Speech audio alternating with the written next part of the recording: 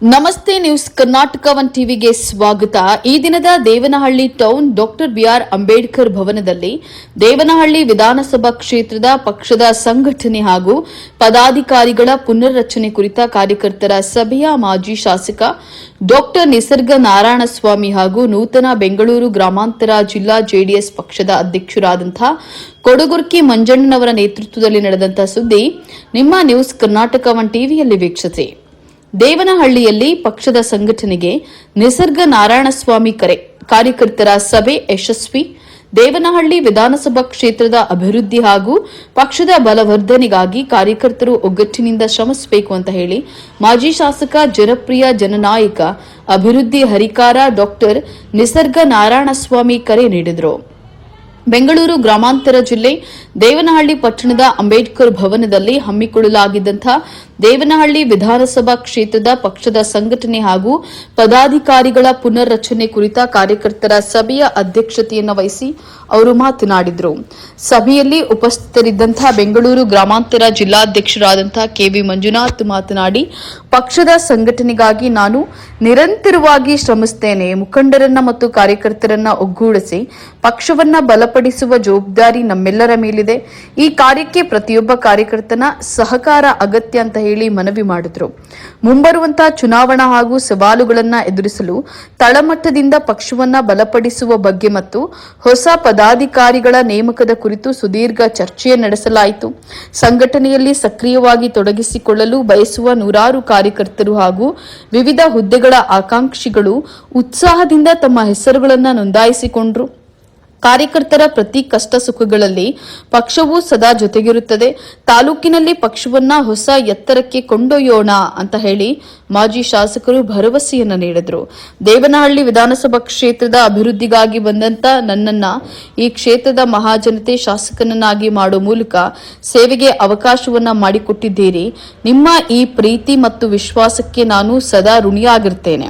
ನಿಸರ್ಗ ನಾರಾಯಣಸ್ವಾಮಿ ಮಾಜಿ ಶಾಸಕರು, ಉಪಸ್ಥಿತರಿದ್ದಂತಹ ಪ್ರಮುಖರು, ಸಭೆಯಲ್ಲಿ ಪ್ರಧಾನ ಕಾರ್ಯದರ್ಶಿ ಜಿಎ ರವೀಂದ್ರ, ತೆಂಗು ಮತ್ತು ನಾರು ನಿಗಮ ಮಂಡಳಿಯ ಮಾಜಿ ಅಧ್ಯಕ್ಷ ಗಂಟಿಗಾನಹಳ್ಳಿ ಬಾಬು, ಬಮೂಲ್ ಮಾಜಿ ನಿರ್ದೇಶಕ ಶ್ರೀನಿವಾಸ್ ಹಾಗೂ ನಾರಾಯಣಸ್ವಾಮಿ, ರಾಜ್ಯ ಸಮಿತಿ ಸದಸ್ಯ ಶ್ರೀನಾಥ್, ಕುಂದಾಣ ಹೋಬಳಿ ಅಧ್ಯಕ್ಷ ಜಗದೀಶ್, ದೇವನಹಳ್ಳಿ ಟೌನ್ ಅಧ್ಯಕ್ಷ ಮುನಿನಂಜಪ್ಪ, ಎಸ್ಟಿ ಘಟಕದ ಅಧ್ಯಕ್ಷ ವೆಂಕಟೇಶ್ ಮೂರ್ತಿ, ಯುವ ಘಟಕದ ಅಧ್ಯಕ್ಷ ಟಿ ರವಿ, ಮಹಿಳಾ ಘಟಕದ ಅಧ್ಯಕ್ಷೆ ಮೀನಾಕ್ಷಿ ಮುನಿಕೃಷ್ಣಪ್ಪ ಉಪಸ್ಥಿತರಿದ್ದರು. ಹಾಗೂ ಹಿರಿಯರಾದಂತಹ ಗುರಪ್ಪ ಪಟಾಲಪ್ಪ, ಎಸ್ಎಲ್ಎನ್ ಮುನಿರಾಜು, ವೆಂಕಟೇಶ್, ದೇವರಾಜ್, ಸುಬ್ಬಣ್ಣ, ಹನುಮಣ್ಣ, ಶಿವಣ್ಣ, ರಾಜಣ್ಣ, ಮುದ್ದಣ್ಣ, ಮುಖಂಡರಾದಂತಹ ವೆಂಕಟೇಶ್, ಬಸವರಾಜ್, ಹರ್ಷವರ್ಧನ್ ಸೇರಿದಂತೆ ಅನೇಕ ಮುಖಂಡರು, ವಿವಿಧ ಘಟಕಗಳ ಪದಾಧಿಕಾರಿಗಳು ಹಾಗೂ ನೂರಾರು ಕಾರ್ಯಕರ್ತರು ಭಾಗವಹಿಸಿ ಸಂಘಟನೆಯ ಬಲವರ್ಧನೆಗೆ ಬೆಂಬಲವನ್ನು ಸೂಚಿಸಿದ್ರು. ಕೊಟ್ಟಿರೋದನ್ನ ಪ್ರಶ್ನೆ ಮಾಡ್ಬೋದು, ನಾವೇನು ಪ್ರಯೋಜನ ಅವ್ರಿಗೆ ಜನ ತೀರ್ಮಾನದಂತೆ ಅವ್ರು ಕೆಲಸ ಮಾಡ್ತಾರೆ. ಅವರು ಮುಂದಿನ ಚುನಾವಣೆಗಳಲ್ಲಿ ಇವ್ರಿಗೆ ಅಧಿಕಾರ ಕೊಟ್ಟರೆ ಸಮರ್ಪವಾಗಿ ನಡೆಸ್ತಾರಾ ಇಲ್ಲ ಅನ್ನೋದು ನಮ್ಮ ಮತದಾರರ ತೀರ್ಮಾನ ಮಾಡಲಿ ಅಂತ ಅವ್ರಿಗೆ ಬಿಟ್ಟಿದ್ದೀನಿ. ನಾವು ಅವ್ರ ಬಗ್ಗೆ ಮಾತಾಡೋದು, ಅವರು ನಮ್ಮ ಬಗ್ಗೆ ಮಾತಾಡೋದ್ರಿಂದ ಏನೂ ಲಾಭ ಇಲ್ಲ. ಆದರೆ ಕಾರ್ಯಕರ್ತರು ಜನನೇ ಸುಮ್ಮನೆ ಇರುವಾಗ ನಾವು ಏನು ಮಾಡೋಕ್ಕೆ ಸಾಧ್ಯ ಅಂತ ನಾನು ಈ ಸಂದರ್ಭದಲ್ಲಿ ನಿಮ್ಮ ಪತ್ರಿಕೆಯವ್ರನ್ನ ಪ್ರಶ್ನೆ ಮಾಡ್ತೀನಿ. ಅಭ್ಯರ್ಥಿ ಕುಮಾರ್ ಅಣ್ಣವ್ರನ್ನ ಆಯ್ಕೆ ಮಾಡ್ತಾರೆ ಅನ್ನೋ ಭರವಸೆ ನಾವು ಇಟ್ಕೊಂಡಿದ್ದೀವಿ.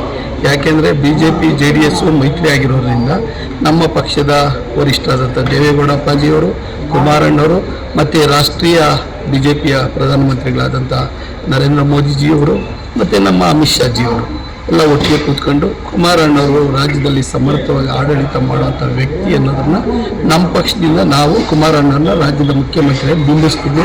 BJP ಅವರು ಬಿಂಬಿಸ್ತಾರೆ. ಅವರಿಬ್ಬರು ಒಟ್ಟಿಗೆ ತಗೊಂಡೋಗುವಂಥ ಕೆಲಸನ ನಮ್ಮ ಹೈಕಮಾಂಡ್ ಅವರು ಹೈಕಮಾಂಡ್ ಮಾಡ್ತಾರೆ ಅಂತ ನಾನು ಎಲ್ಲ ವಿಷಯವೂ ಸಮರ್ಥವಾಗಿ 4 ಮಾತಲ್ಲಿ ನಿಮ್ಗೆ ಹೇಳ್ಬಿಟ್ಟಿದ್ದೀನಿ. ಸರ್, ಈಗ ಮಾಜಿ ಜಿಲ್ಲಾಧ್ಯಕ್ಷರಾಗಿರ್ತಕ್ಕಂಥ ಮುನೇಗೌಡರು ಬಂದಿಲ್ಲ, ಕಾರಹಳ್ಳಿ ತಾಲೂಕು ಅಧ್ಯಕ್ಷರಾಗಿರ್ತಕ್ಕಂಥ ಕಾರಹಳ್ಳಿ ತಿಳ್ಕೊಂಡಿದ್ದೀರಿ. ನನ್ನ ಮನಸ್ಸಿನಲ್ಲಿ ಇರ್ತಕ್ಕಂಥ ಅಂತರಾಳದ ನುಡಿನ ನನ್ನ ತಂದೆ ತಾಯಿ ಅಂತ ತಿಳ್ಕೊಂಡಿರ್ತಕ್ಕಂಥ ಕಾರ್ಯಕರ್ತರ ಮುಂದೆ ನಾನು ಮನಬಿಚ್ಚಿ ಮಾತಾಡಿದ್ದೀನಿ. ಆದರೆ ನಾನು ಮಾತಾಡಬೇಕಾಗಿರೋದು ಒಂದು ಸುಮಾರು 3 ಅವರ್ 4 ಅವರ್ ಬೇಕಾಗಿತ್ತು. ಸಮಯದ ಅಭಾವ. ಯಾಕಂದರೆ ಲಂಚ್ ಟೈಮ್ ಆದಮೇಲೆ ಕಾರ್ಯಕರ್ತರು ಹಸಿವಿನಿಂದ ನರಳ್ತಾ ಇರ್ತಾರೆ. ಅವರಿಗೆ ಊಟದ ವ್ಯವಸ್ಥೆನ ಸುಸಜ್ಜಿತವಾಗಿ ಮಾಡಿಕೊಟ್ಟಿದ್ದಾರೆ. ಊಟ ಮಾಡಲಿ ಅಂತ ನಾವು ಫಂಕ್ಷನ್ ಆಫ್ ಮಾಡಿದ್ದೀವಿ. ಒಂದೊಂದು ದಿನ ದೊಡ್ಡದೊಂದು ಉತ್ತಮವಾದಂಥದ್ದು ಇಡೀ ಕಾರ್ಯಕರ್ತರಿಗೆ ಒಂದು 5,000 ಜನ ಸೇರಿಸಿ 5,000 to 6,000 ಜನ ಸೇರಿಸಿ ನಮ್ಮ ಜಿಲ್ಲಾಧ್ಯಕ್ಷರ ಒಂದು ಉಸ್ತುವಾರಿಯಲ್ಲಿ ದೊಡ್ಡದೊಂದು ಕಾರ್ಯಕ್ರಮ ಮಾಡ್ತೀನಿ. ಆವತ್ತು ಮುಕ್ತವಾಗಿ ಎಲ್ಲರ ಹತ್ರನೂ ಮಾತಾಡ್ತೀನಿ. ಆದರೆ ಇವತ್ತು ಮಾತಾಡ್ತಿದ್ರೆ ರಾಜಕೀಯ ದುರುದ್ದೇಶದಿಂದ ಏನಿಲ್ಲ.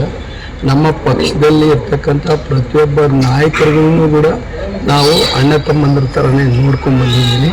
ಆದರೆ ನಮ್ಮಲ್ಲಿ ಪಕ್ಷದಲ್ಲಿ ಸಣ್ಣ ಪುಟ್ಟ ಹಂಚಿಕಡ್ಡೆಷ್ಟು ಭಿನ್ನಾಭಿಪ್ರಾಯ ಇರೋದನ್ನ ನಮ್ಮ ಜಿಲ್ಲಾ ಅಧ್ಯಕ್ಷರು ಸಮರ್ಥವಾಗಿ ಸರಿ ಮಾಡೋ ಶಕ್ತಿ ದೇವರು ಕೊಟ್ಟಿದ್ದಾರೆ.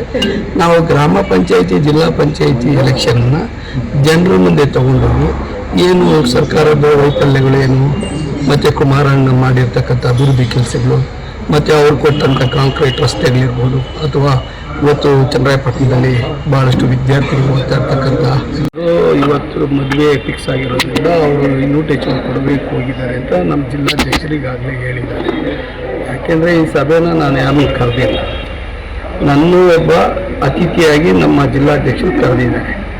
ನಾನು ಬಂದಿದ್ದೀನಿ, ಆ ಪಕ್ಷದಲ್ಲಿ ಅನ್ನ ತಿಂದಿದ್ದೀನಿ, ಆ ಪಕ್ಷದ ಋಣ ನನ್ನ ತಲೆ ಮೇಲೆ ಇದೆ, ನಾನು ತಪ್ಪಿಸ್ಕೊಳ್ಳೋದಕ್ಕೆ ಸಾಧ್ಯನೇ ಇಲ್ಲ. ಅದಕ್ಕೋಸ್ಕರ ನಾನು ಮುಕ್ತವಾಗಿ ಬಂದಿದ್ದೀನಿ, ಮಾತಾಡಿದ್ದೀನಿ. ಅವರು ಏನೋ ಖಾಸಗಿ ಕೆಲಸದ ನಿಮಿತ್ತ ಒತ್ತಡ ಇರೋದ್ರಿಂದ ಅವರು ಗೈರವಾಗಿರ್ಬೋದು. ಅದನ್ನು ಅವ್ರಿಗೆ ಆಹ್ವಾನ ಮಾಡಿದವರು ನಮ್ಮ ಜಿಲ್ಲಾಧ್ಯಕ್ಷರೇ, ಮತ್ತು ಯಾಕೆ ಬರೋಲ್ಲ ಅಂತ ತಿಳಿಸಿರೋದು ಜಿಲ್ಲಾಧ್ಯಕ್ಷರೇ, ಮತ್ತು ತಾಲೂಕು ಮಾಜಿ ಅಧ್ಯಕ್ಷರು ಕೂಡ ಅವರೂ ಏನೋ ಸಮಯ ಎಲ್ಲ ಇರಬೇಕು, ಏನೋ ಇದೆ ನನ್ನ ಕೆಲಸ ಇದೆ ಅನ್ನೋದ್ರಿಂದ ಅವ್ರಿಗೆ ಹೇಳಿರ್ತಾರೆ. ಅದೆಲ್ಲ ನಮ್ಮ ಜಿಲ್ಲಾಧ್ಯಕ್ಷರು ಸರಿ ಮಾಡ್ತಾರೆ, ಏನು ಸಮಸ್ಯೆ ಏನಿಲ್ಲ. ನಾನು ಪಕ್ಷದ ನಿಷ್ಠಾವಂತ ಕಾರ್ಯಕರ್ತ, ಅದು ಬಿಟ್ಟು ನಾನು ಲೀಡರು, ನಾನು ಹೇಳ್ದಂಗೆ ಪಕ್ಷ ಹಾಕಬೇಕು ಅನ್ನೋ ಮನಸ್ಥಿತಿ ನನ್ನಲ್ಲ. ನಾನು ಎಲ್ಲದಕ್ಕೂ ತಯಾರಾಗಿದ್ದೀನಿ. ಕಾರ್ಯಕರ್ತರನ್ನ ಬೆಳೆಸಬೇಕು ಅನ್ನೋದೇ ನನ್ನ ಉದ್ದೇಶ.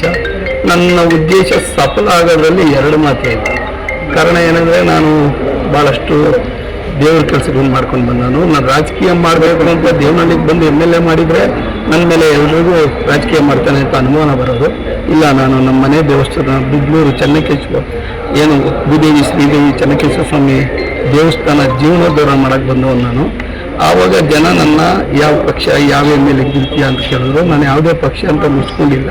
ಹುಟ್ಟಿದಾನಿಂದ ಇವತ್ತಿನವರೆಗೂ ಎಲ್ಲ ಪಕ್ಷಗಳನ್ನು ಸಾಮಾಜಿಕವಾಗಿ ನೋಡ್ಕೊಂಡು ಬಂದಿದ್ದೆ ಹೊರತು ನಾನು ರಾಜಕೀಯವಾಗಿ ಎಲ್ಲೂ ನಾನು ಗುಡಿಸ್ಕೊಂಡಿರಲ್ಲ.